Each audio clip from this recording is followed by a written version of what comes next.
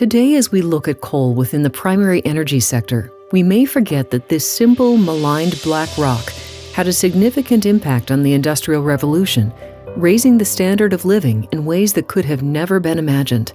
It enabled the transition from manual labor to machine-based production, reducing the need for water and horse-driven technology. As coal became cheaper and easier to access, it replaced expensive wood that was sourced from distant forests. Coal allowed the production of higher quality steel, enabling significant advances in steam engine design, better transportation, power production, heating options, and more.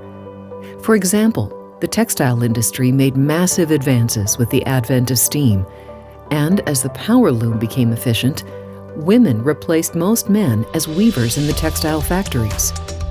The Industrial Revolution resulted in changes to the population density, and affluence.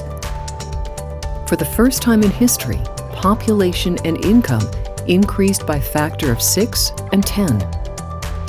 As the world is transitioning to a low-carbon economy, overall coal use in power generation is decreasing, while its industrial use expands.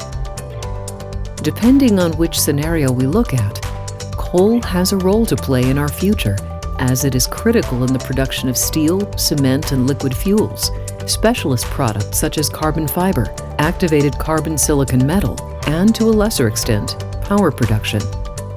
Just as today's advanced economies have grown and prospered from the use of coal, we must recognize that developing countries looking to shift the poverty line and raise standard of living are starved of cheap primary energy resources.